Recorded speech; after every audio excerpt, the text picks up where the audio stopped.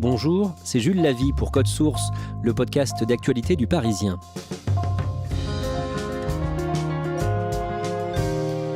C'est un livre événement dont la sortie a été précédée de longs papiers dans le quotidien Le Monde et l'hebdomadaire l'Obs. La Familia Grande, publiée au Seuil le jeudi 7 janvier.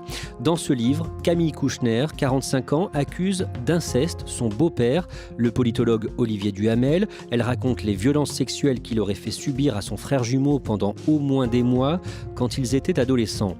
Cet épisode de Code Source est raconté par deux journalistes du Parisien, Timothée Boutry du service police-justice et Yves Jéglé du service culture.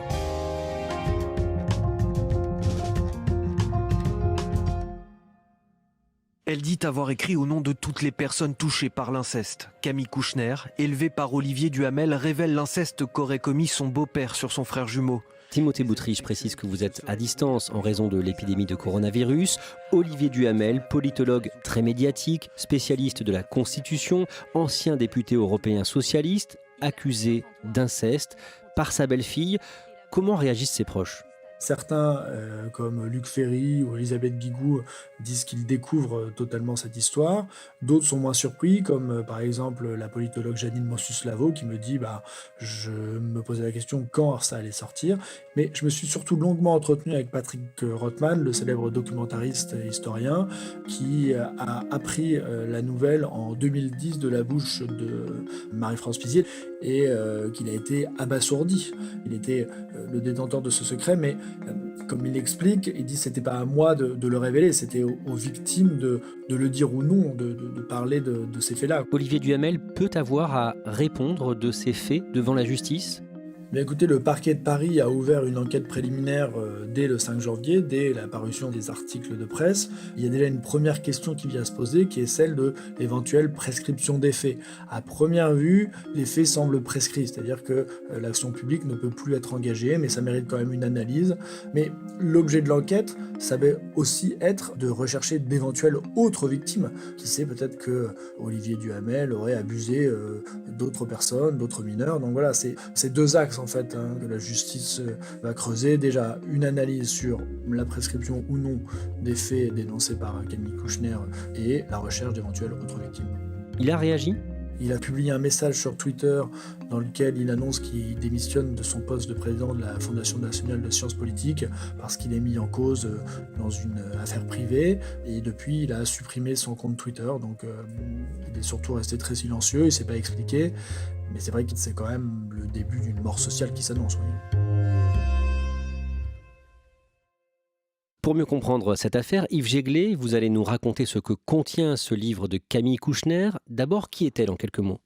C'est un professeur de droit important. Elle a publié une thèse dans les années 2000 sur le droit privé. Elle a 2 enfants et c'est la compagne de Louis Dreyfus, président du directoire du journal Le Monde. Ce livre, ce n'est pas un roman, c'est un récit. Oui, un récit, ça veut dire qu'il y a quand même un travail littéraire important. La langue est élégante, percutante, c'est très travaillé, mais tout y est vrai. Simplement, quelques prénoms des personnes réelles dont elle parle ont été changés, notamment ceux de son frère, de sa famille. Camille Kouchner est née en 1975. Elle grandit à Paris dans un milieu intellectuel. Qui est son père à ce moment-là ? C'est la fille de Bernard Kouchner, qui est une sorte de héros de la gauche, de la médecine humanitaire. C'est quelqu'un qui, juste avant sa naissance, crée Médecins du Monde, puis Médecins sans frontières. Il va au Biafra, il est vraiment au secours de populations opprimées. Par contre, ce qu'elle raconte dans le livre, c'est qu'il est très peu chez lui. Sa mère, elle aussi, est une personnalité. Sa mère est vraiment une figure de roman. Donc elle s'appelle Evelyne Pizier, c'est une pionnière du féminisme. Elle a eu une jeunesse incroyable. Dans les années 60, elle part à Cuba, avec des gens de gauche, et Fidel Castro tombe amoureux d'elle. C'est son amour de jeunesse, ils ont une liaison qui dure des années. Bernard Kouchner, d'ailleurs, est de ce voyage. Il lui fait la cour pendant des années. Et finalement, un jour, sur le tarmac d'un aéroport, elle se dit « oui, c'est l'homme de ma vie ». Ensemble, Evelyne et Bernard auront 3 enfants. Ils ont un premier fils, d'abord l'aîné, qui dans le livre s'appelle Colin. Et puis quelques années plus tard, ils ont des jumeaux. Donc l'autrice du livre et son frère, qui est prénommé Victor dans le récit. On parlait d'Evelyne, mais sa sœur Marie-France Pizier, elle non plus n'est pas n'importe qui. En effet, Marie-France Pizier, qui est la petite sœur d'Evelyne, est une actrice qui a eu vraiment son heure de gloire dans les années 70, 80, 90. Elle a joué au cinéma, elle a eu 2 Césars. Elle a joué dans des films de Téchiné, beaucoup de Truffaut. Elle a joué beaucoup au théâtre également. C'est une figure importante. Evelyne Pizier se sépare de Bernard Kouchner en 1980 et elle va tomber amoureuse d'un certain Olivier Duhamel. Qui est-il à ce moment-là ? Alors, Olivier Duhamel, c'est une figure intellectuelle importante de la gauche.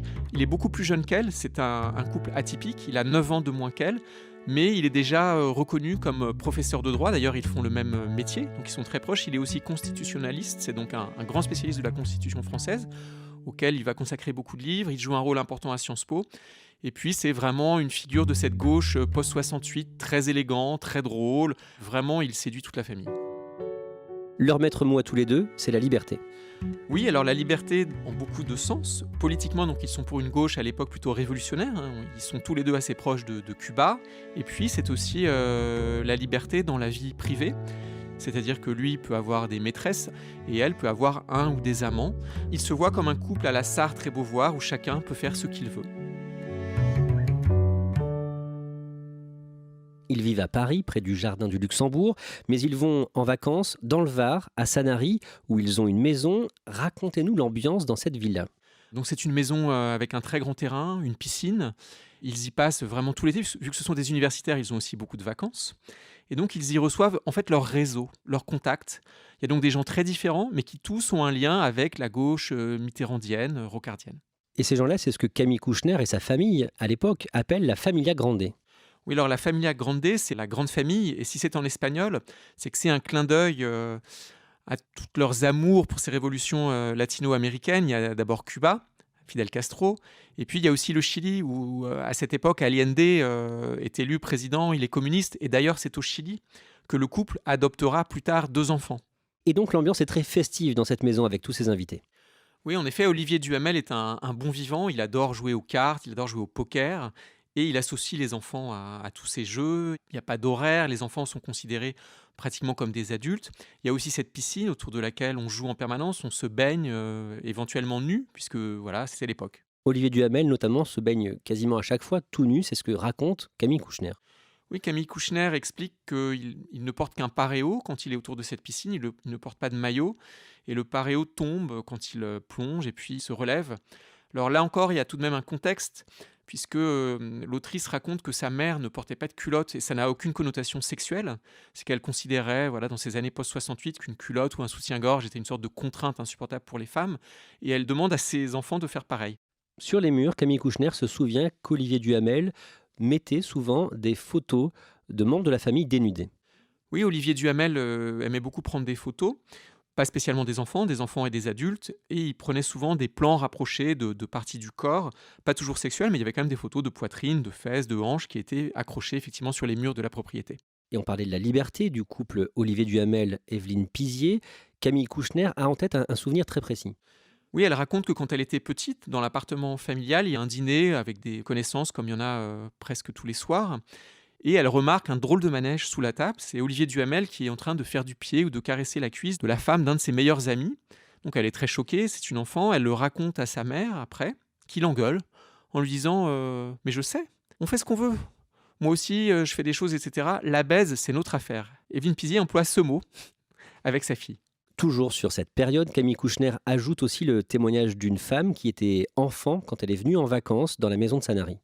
Oui, elle parle d'une des enfants en fait d'un couple, qui est un couple d'amis qui a 12 ans et qui plus tard lui racontera que justement au bord de la piscine, alors que ses parents avaient le dos tourné, Olivier Duhamel l'a saisie et l'embrasse à pleine bouche et qu'elle a quand même été plus que surprise.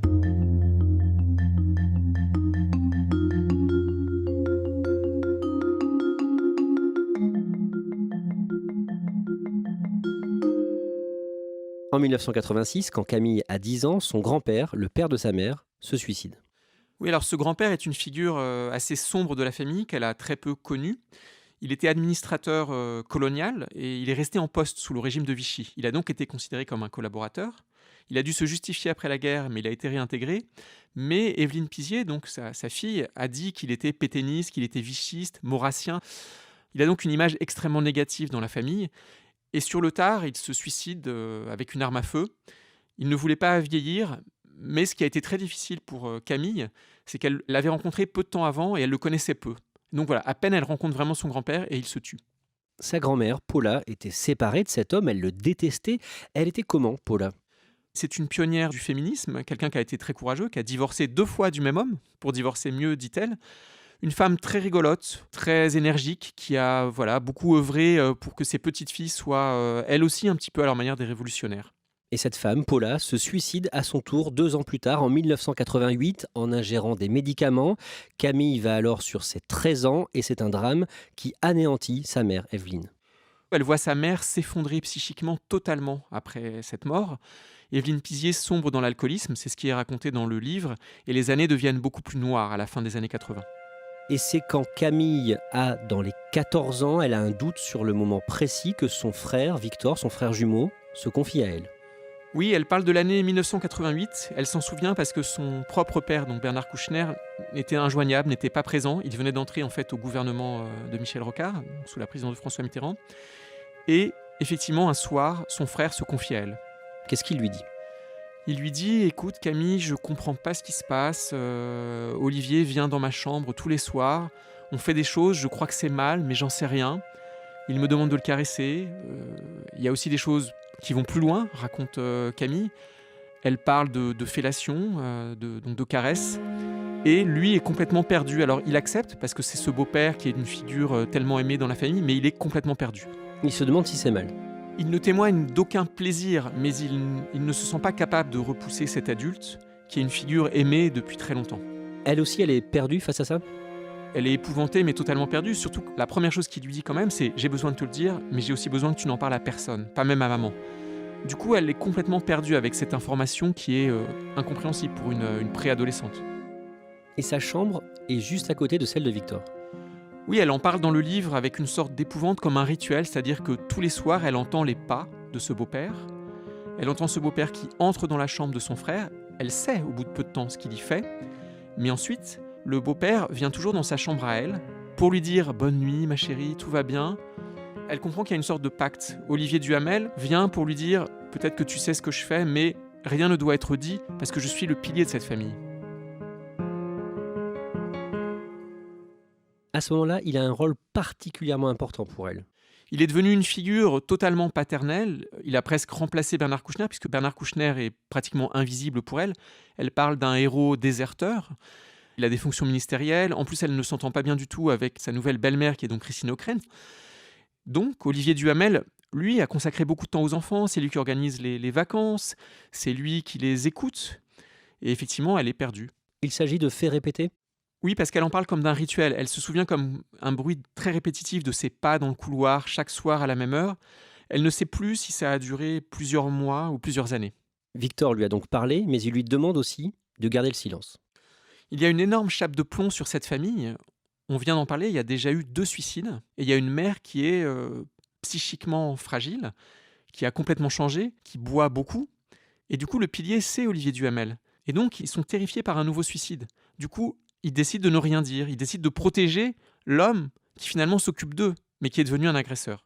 Et ils vont donc garder le silence pendant des décennies. Que va devenir Victor en quelques mots une fois devenu adulte ? Victor a très bien réussi professionnellement, c'est quelqu'un qui est en vue dans son métier et il a eu 3 enfants, et il s'est donc reconstruit. Et Camille, elle aussi, a réussi, on l'a vu. Camille elle-même fait des études difficiles, elle passe un doctorat de droit et effectivement elle devient mère de famille aussi.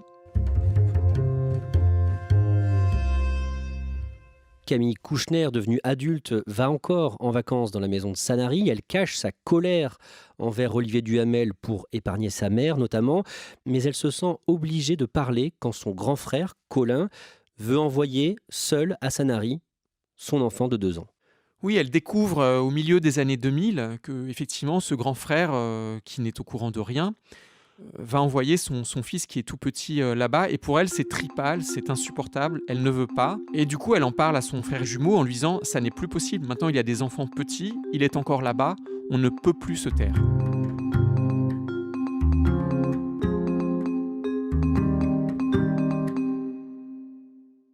Est-ce que le grand frère, Colin, est surpris ? Il n'est pas si surpris que ça, parce qu'il se souvient que quand il était enfant, dans ces périodes où ils étaient nus au bord de la piscine, son beau-père, donc Olivier Duhamel, lui avait un jour mesuré le sexe avec un double décimètre, et qu'il en avait été quand même choqué. Quelque temps plus tard, quand Camille Kouchner, qui est déjà mère, va avoir son 2e enfant, elle pousse son frère jumeau à parler cette fois à leur mère, Evelyne. Elle se dit que ça n'est plus supportable et que ce secret de famille doit éclater au moins dans leur univers proche. Comment réagit sa mère ? C'est sans doute le passage le plus dur du livre, parce que sa mère, d'abord, lui en veut. Elle lui en veut à la fois de n'avoir rien dit, elle lui en veut de n'avoir pas protégé son frère, c'est ce qu'elle dit, et elle se considère ensuite comme étant elle-même la victime. Pourquoi ? Evelyne Pizier, curieusement peut-être pour nous, fait part d'une forme de jalousie. C'est une période où elle-même était très dépressive. Et au fond, elle est presque furieuse de voir qu'il y ait eu une telle complicité, une telle relation entre ses enfants et leur beau-père. Elle se sent exclue de cette relation. Mais surtout, elle minimise les faits. Et alors qu'elle est quand même leur mère, elle dit au fond, les fellations, c'est pas si grave. Il n'y a pas eu de pénétration. Et Olivier Duhamel ne dément pas à ce moment-là. Il reconnaît les faits, mais le couple d'ailleurs va sans cesse chercher à expliquer que c'était pas si grave. Par exemple, à un moment, il se pose la question, est-ce que vous êtes sûr les enfants que c'était vraiment 13 ou 14 ans, c'était pas plutôt 15 ans ? Comme si c'était moins grave.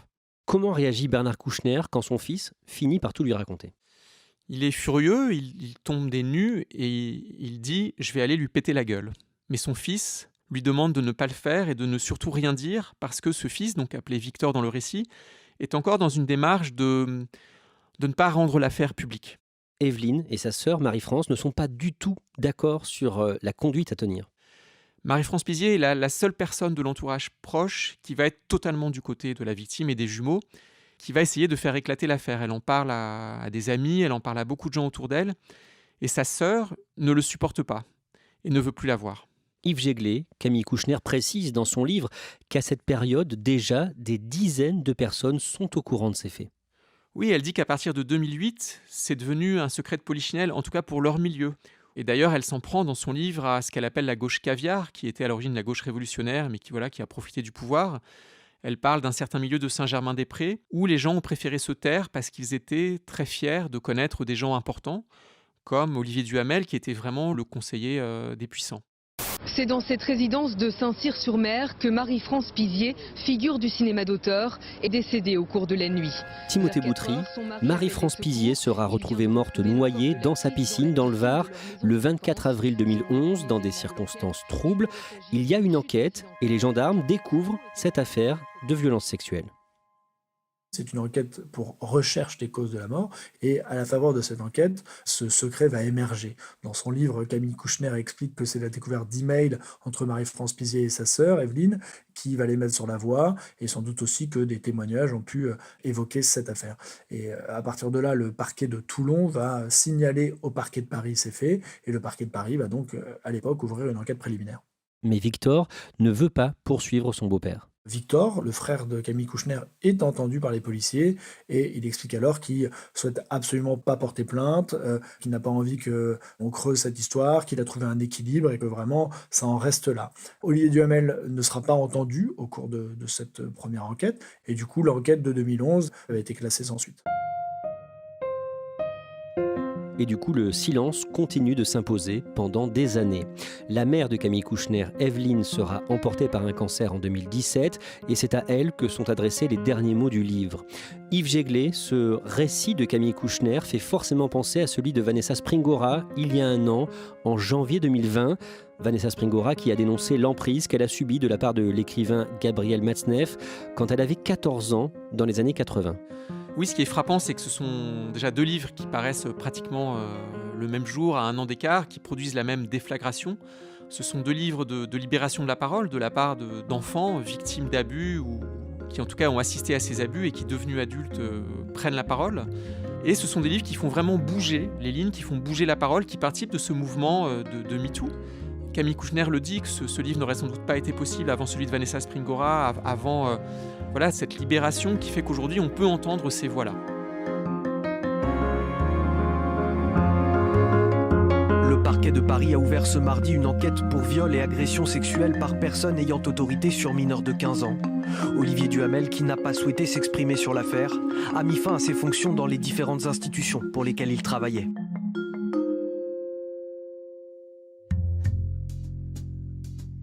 Merci à Yves Jéglé et Timothée Boutry. Cet épisode a été produit par Raphaël Pueyo, Marion Botorel et Sarah Amni. Réalisation Julien Moncouquiol. Code Source est le podcast d'actualité du Parisien, disponible chaque soir du lundi au vendredi. N'hésitez pas à nous écrire, codesource@leparisien.fr. Si vous aimez Code Source, abonnez-vous pour être sûr de ne rater aucun épisode, sur Apple Podcast ou Google Podcast par exemple. Et puis dites-le nous en laissant des petites étoiles ou un commentaire sur votre application préférée.